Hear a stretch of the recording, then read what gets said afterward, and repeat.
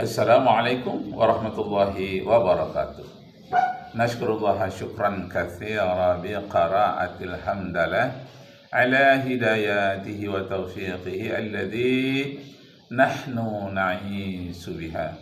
Wa nusalli wa nusallimu ala sayyidina Muhammadin ala juhdihi wa bazlihi litablighi syara'illah hidayatan lana. Amma ba'du, askurukum syukran jazila ala masa'idatikum bil huduri fi hadzal fasli. Sa'ufassiru alaikum nahwal qiyas. Ma huwal qiyas? Pentingnya qiyas. Alatun muhimmatun fi hayatina.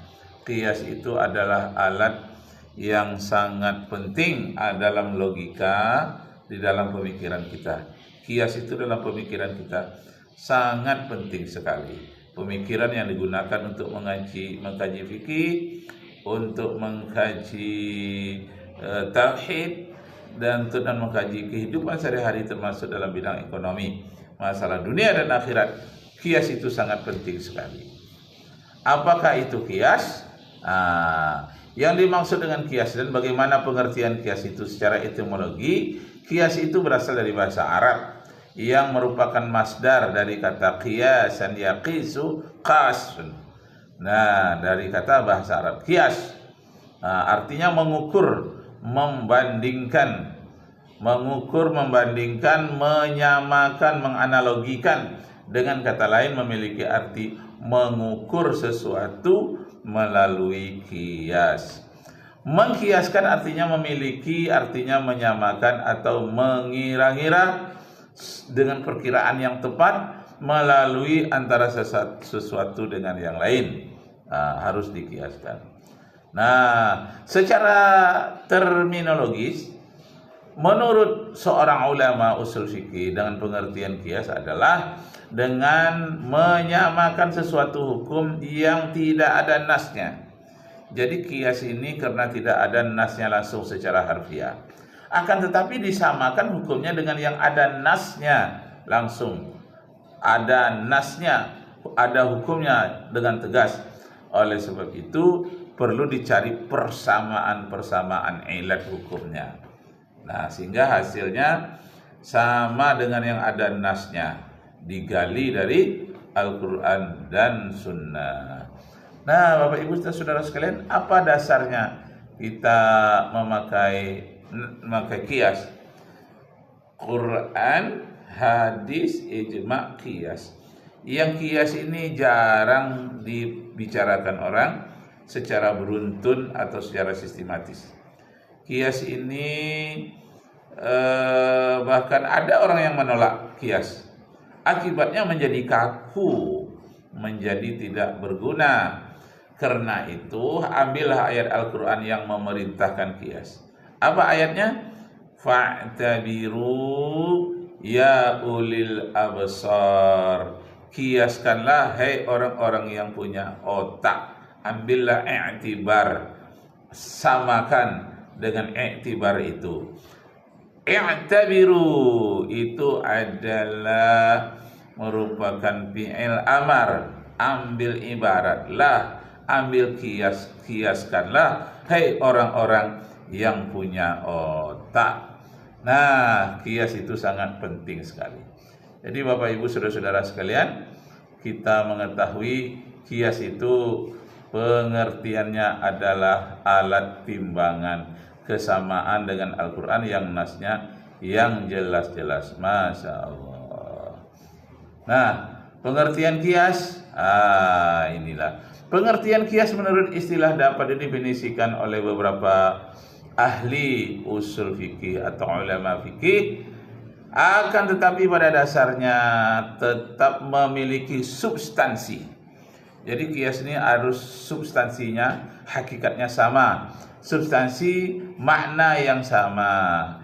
Berikut ini pengertian-pengertian qiyas dengan istilah-istilah yang sangat jelas. Sadrus syariah.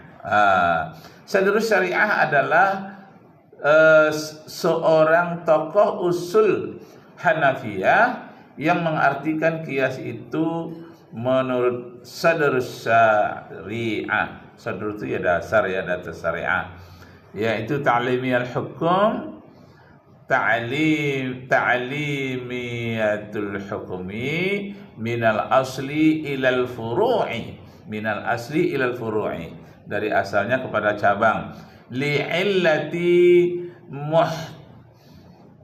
muhtadatin li tadriki mujarradul lughati, memberlakukan hukum asal kepada hukum furu' disebabkan oleh karena kesatuan ilat yang tidak dapat dicapai dengan pendekatan bahasa. Ini ya. Jadi dengan pendekatan bahasa secara harfiah tidak dapat dicapai, karena bahasa ada yang kaku secara harfiah, maka dapatlah dicapai dengan kias. Nah, jadi Bapak Ibu saudara-saudara sekalian, bagaimana haramnya daging anjing itu Imam Syafi'i mengkiaskan dari air liurnya. Sedangkan air liur anjing saja haram, apalagi dagingnya dikiaskan. Nah, ini ada penelitian tentang anjing, tentang air liur anjing. 26 Juni tahun 2018, Greg dilarikan ke rumah sakit setelah ia mengalami demam dan lemas pada sekujur tubuhnya. Hari itu pun menjadi hari terburuknya. Greg Mentoffel dipaksa untuk mengamputasi kaki dan tangannya serta harus kehilangan setengah dari wajahnya. Hal itu terjadi akibat satu hal yang dianggapnya sepele, yaitu jilatan anjing. Data statistik di Amerika menunjukkan terdapat 10.000 orang yang terkena virus akibat air liur anjing. Sedangkan orang yang rabies karena gigitan anjing, 99% sudah dipastikan akan mati. Secara ilmiah, anjing dapat menularkan berbagai penyakit kepada manusia. Dr. Ian Royet menemukan 180 sel telur ulat dalam 1 gram bulu anjing. Seperempat lainnya membawa 71 sel telur yang mengandung jentik-jentik kuman yang dapat tumbuh dan berkembang. 3 diantaranya dapat matang yang cukup dengan menempelnya pada kulit. Selain itu, Persatuan Dokter Kesehatan Anak di Jerman mengungkapkan bahwa air liur anjing mengandung berbagai kuman penyebab penyakit. Bakteri tersebut dapat masuk dan menyerang organ dalam manusia melalui sistem terbuka. Resiko tertular penyakit kian besar apabila terkena gigitan anjing. Ternyata hal itu sudah diberitahukan pada kita sejak 1500 tahun yang lalu melalui hadis Rasulullah dari Abu Hurairah. Rasulullah Shallallahu Alaihi Wasallam bersabda, sucinya wadah seseorang saat dijilat anjing adalah dengan membasuhnya 7 kali, dan yang pertama menggunakan tanah. Dari hadis. Nah, jadi kalau dijilat anjing itu yang pertama dulu dihapus dengan tanah atau air yang bercampur tanah, itu dulu pertama. Kemudian yang kena itu 7 kali, maka yang yang 1 sampai yang ke-6 itu adalah menggunakan air biasa, tapi dengan tanah terlebih dahulu. Masya Allah. Jadi Bapak Ibu saudara sekalian, itulah pentingnya kias. Kalau kita tidak memakai kias, disebutkan air liur anjing itu haram, ya air liurnya saja yang haram, dagingnya tidak. Akibatnya banyaklah orang kena sakit rabies, banyak hancur hidupnya karena memahami hal-hal yang haram sangat berbahaya seperti itu, tidak mau menggunakan kias. Karena itu gunakanlah.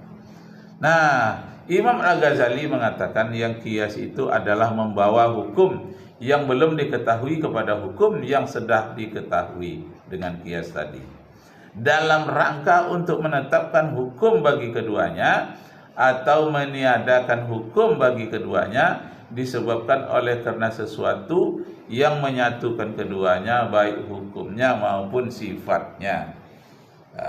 Jadi jelas hukumnya karena kesamaan ilatnya air liur anjing tadi itu dengan dagingnya terdapat kesamaan, kesenyawaan, tidak bisa dipisahkan. antara keberadaan dagingnya, tulangnya, air liurnya. Jadi walaupun di dalam Al-Quran tidak dikatakan hurimat alaikumul lahmul kilab lahmul kalbi, itu tidak ada. Yang ada lahmul khinzir. Nah, begitulah kalau orang yang cerdas mengadakan kias kepada anjing itu tadi, walaupun tidak disebutkan dagingnya, tapi disebutkan air liurnya, itu setara. Jadi kias musawi, setara air liurnya itu dengan dagingnya, maka haramlah dimakan daging anjing itu. Masya Allah, berbahaya menurut penelitian.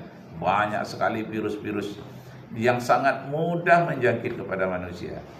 Saya melihat orang-orang yang terkena gigitan anjing rabies itu, orang itu pun mempunyai sikap seperti anjing pula, mau menggigit pula.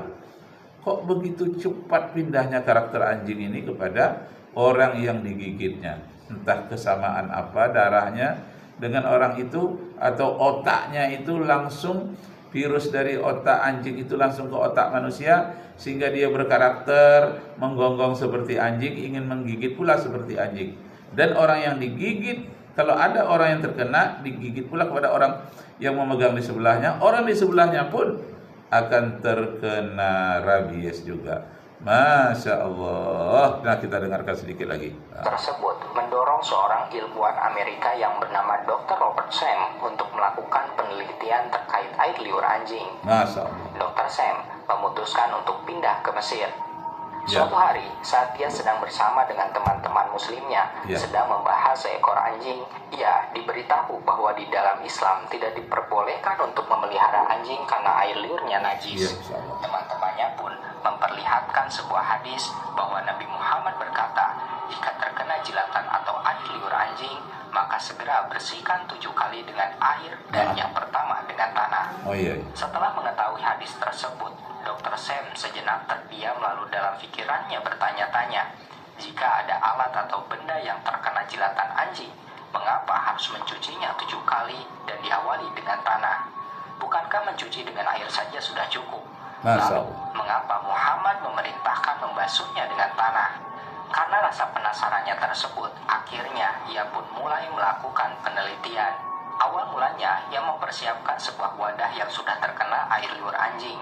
Kemudian ia mencucinya dengan air dan sabun.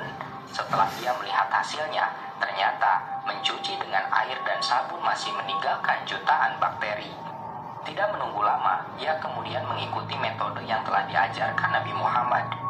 Dan benar saja, setelah wadah tersebut dicuci oleh air 7 kali, diawali dengan tanah, hasilnya benar-benar mengejutkan. Tidak ada sedikit pun bakteri yang tersisa. Pertanyaan baru muncul dalam benaknya, jika pada abad ke-19 baru ditemukan bakteri oleh ilmuwan Prancis Louis Pasteur, lalu mengapa Muhammad dapat mengetahuinya lebih dulu sebelum ilmuwan modern menemukannya? Selain itu, lalu bagaimana tanah dapat menghilangkan bakteri? Menurut ilmu kedokteran modern, tanah diketahui mengandung 2 materi yang dapat membunuh kuman-kuman, yaitu tetraselin dan tetrarolit. 2 unsur ini digunakan untuk proses pembasmian sterilisasi beberapa kuman. Eksperimen dan beberapa hipotesa menjelaskan bahwa tanah merupakan unsur yang efektif dalam membunuh kuman. Bahkan, Anda akan terkejut ketika mengetahui tanah kuburan orang yang meninggal karena sakit aneh dan keras yang Anda kira terdapat banyak kuman karena penyakit tersebut. Ternyata, para peneliti tidak menemukan bekas apapun dari kuman penyakit tersebut di dalam kandungan tanahnya. Menurut Muhammad Kamil As-Samad, tanah mengandung unsur yang cukup kuat menghilangkan bibit-bibit penyakit dan kuman-kuman. Hal ini berdasarkan molekul-molekul yang terkandung di dalam tanah menyatu dengan kuman-kuman tersebut, sehingga mempermudah dalam proses sterilisasi kuman secara keseluruhan.